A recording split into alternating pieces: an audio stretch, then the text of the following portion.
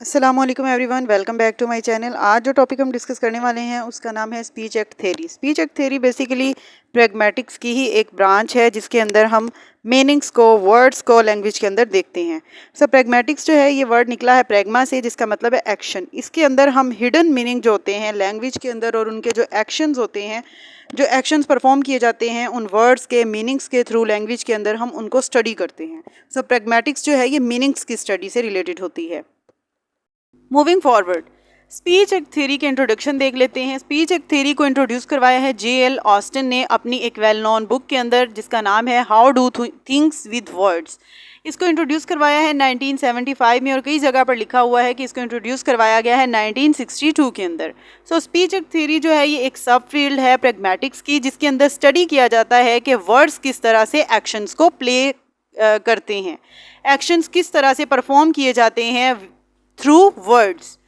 तो जो speech act theory है इसमें ये बिलीव किया जाता है कि लैंग्वेज जो है ये सिर्फ इन्फॉर्म करने के लिए या चीज़ों को डिस्क्राइब करने के लिए यूज़ नहीं की जाती, बल्कि ये चीज़ों को किस तरह से परफॉर्म किया जाए, एक्शंस को किस तरह से परफॉर्म किया जाए बाय यूजिंग द वर्ड्स, ये जो है इसमें बिलीव किया जाता है और ये इंफॉर्मेशन देती है।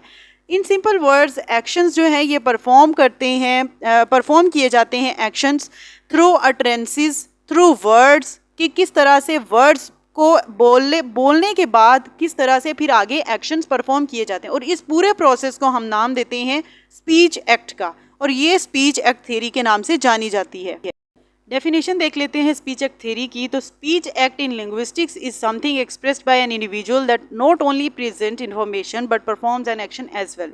स्पीच एक्ट लिंग्विस्टिक्स के अंदर एक ऐसी चीज़ है जिसमें सिर्फ बोलकर इन्फॉर्मेशन नहीं दी जाती बल्कि एक्शन को भी परफॉर्म करवाया जाता है। इसकी मिसाल हम यूँ लेंगे, फॉर एग्जांपल एक बच्चा कहता है कि आई एम हंग्री, कि मैं भूखा हूँ।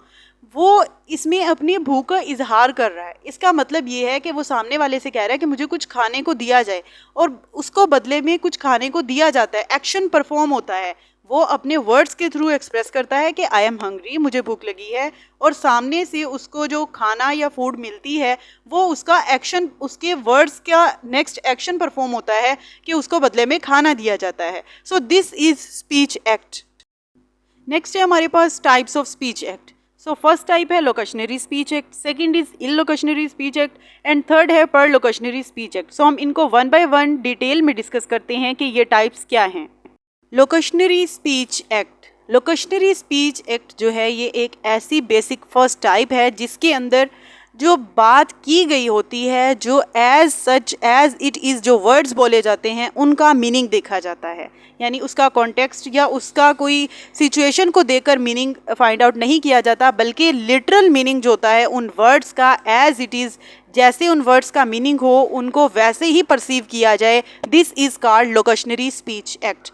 लोकेशनरी speech act is a basic act of utterance और producing a meaningful linguistic expression. तो what is actually said by the speaker, इसके अंदर वो देखा जाता है कि एक्चुअल मीनिंग क्या है उन वर्ड्स का, एज इट इज़ जो वर्ड्स बोले गए हैं उनका वही मतलब लिया जाए जो उन वर्ड्स के अंदर बनता है, तो वो कहलाता है लोकेशनरी स्पीच एक्ट।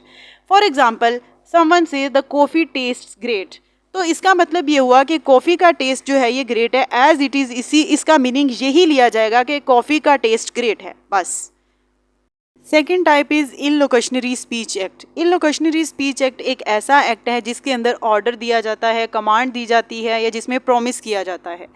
यानी इसके अंदर इलोकेशनरी स्पीच एक्ट में it is not just saying something itself but the act of saying something with the intention of, कि किस इरादे से या किस पर्पज़ के तहत कोई बात की जाती है, इसको हम इलोकेशनरी स्पीच एक्ट का नाम देते हैं। इसमें स्टेटिंग एन ओपिनियन, इसमें अपनी ओपिनियन को एक्सप्रेस किया जाता है, इसमें प्रॉमिस किया जाता है या रिक्वेस्ट की जाती है, इशूइंग एन ऑर्डर और a decision, giving an advice और permission, what the location really is. इसको हम एग्जाम्पल के थ्रू थोड़ा एक्सप्लेन करते हैं कि इसमें क्या बात की जा रही है। फॉर एग्जाम्पल, एक स्टूडेंट कहता है I will do my homework later, कि मैं अपना होमवर्क जो है ये बाद में कर लूँगा, वो प्रॉमिस करता है, बट उसको कमांड दी जाती है, ऑर्डर दिया जाता है कि गो टू योर वर्क, अपना काम करो। So this is illocutionary speech act, जिसके अंदर कमांड दी जाए या ऑर्डर दिया जाए। The third type is perlocutionary speech act. इसके अंदर इफ़ेक्ट देखा जाता है कि एक बात करने वाले का जो नेक्स्ट उसका लिसनर है उस पर क्या इफ़ेक्ट होता है। So perlocutionary act is the effect produced on the listener when they listen locutionary act और this is the hearer's response, कि जब कोई बात करता है स्पीकर तो उसका जो लिसनर है उस पर क्या इफ़ेक्ट होता है। इसको हम एग्जांपल के थ्रू देखते हैं कि someone says I will take you to Disneyland for your birthday, कि मैं आपको डिज्नीलैंड लेकर जाऊंगा आपके बर्थडे पर। तो बदले में जो लिसनर होता है, जो हेयर होता है, he jumps up and down with the joy, और वो खुशी से जो है उसका इजहार करता है। जो बोलने वाला होता है, जो स्पीकर होता है, उसका उस पर जो इफ़ेक्ट हुआ वो खुशी की सूरत में। सर ने इन लोकेशनरी एक्ट को 5 पॉइंट्स के अंदर डिस्कस किया है। First is directive, second is commissive, third is representative, fourth declarative and fifth is expressive. So हम इनको देखते हैं कि इसमें क्या बात की गई है। नंबर 1 पर आ जाता है हमारे पास डायरेक्टिव।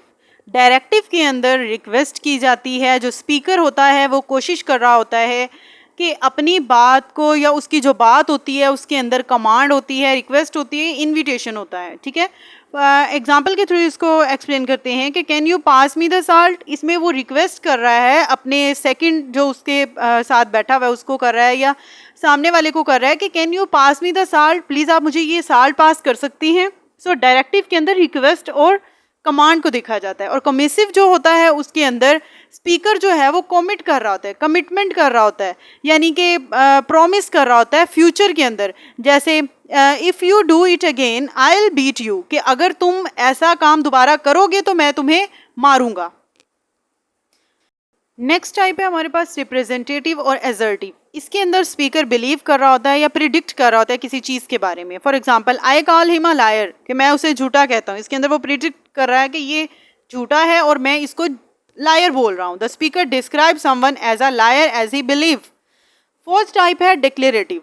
डिक्लेरेटिव के अंदर जो स्टेटमेंट होती है that change the situation immediately within the context, जिसके अंदर सिचुएशन चेंज हो जाती है इमीडिएटली, फ़ौरन जो है वो कंडीशन या जो क्वेश्चन या आपकी जो भी बात है वो शिफ्ट हो जाती है। For example you are fired get out, यानी एक एम्प्लॉय फॉर एग्जांपल वो काम कर रहा था एक कंपनी के अंदर और उसका बॉस आता है और उसको कहता है you are fired get out, immediately जो है सिचुएशन चेंज हो गई। नेक्स्ट टाइप है हमारे पास एक्सप्रेसिव। एक्सप्रेसिव के अंदर जो स्पीकर होता है वो एक्सप्रेस करने की कोशिश करता है अपनी फीलिंग्स को और अपने एटीट्यूड को। वो फीलिंग्स अपोलॉजी की फॉर्म में भी हो सकती हैं, कॉम्प्लेन की फॉर्म में भी हो सकती हैं, ग्रेटिट्यूड की फॉर्म में भी हो सकती हैं, या कॉम्प्लीमेंट भी हो सकता है। यानी अपनी फीलिंग्स को, अपने इमोशंस को एक्सप्रेस करना किसी भी फॉर्म में। ठीक है, for example someone says I am sorry for being late, मतलब मैं आपसे अपोलॉजी करता हूँ, मैं सॉरी करता हूँ क्योंकि मैं लेट था। इसमें वो सॉरी की अपनी जो फीलिंग्स हैं वो एक्सप्रेस कर रहा है। The dress looks really good on you, यानी यहाँ पर वो अच्छा लगने की फीलिंग्स एक्सप्रेस कर रहा है। सो ये थी हमारे पास स्पीच एक्ट थ्योरी, जिसमें हमने इसकी डिफरेंट टाइप्स को डिस्कस किया एंड फर्दर उनकी टाइप्स को डिस्कस किया, डेफिनेशन को देखा। उम्मीद है आप सबको समझ आई होगी। अगर आपको कोई क्वेश्चन या क्यूरी हो तो आप कमेंट सेक्शन के अंदर जाकर उसको मेंशन कर सकते हैं। मैं मिलूंगी आप सबसे नेक्स्ट वीडियो में। तब तक के लिए अल्लाह हाफिज़ एंड थैंक्स फॉर वॉचिंग।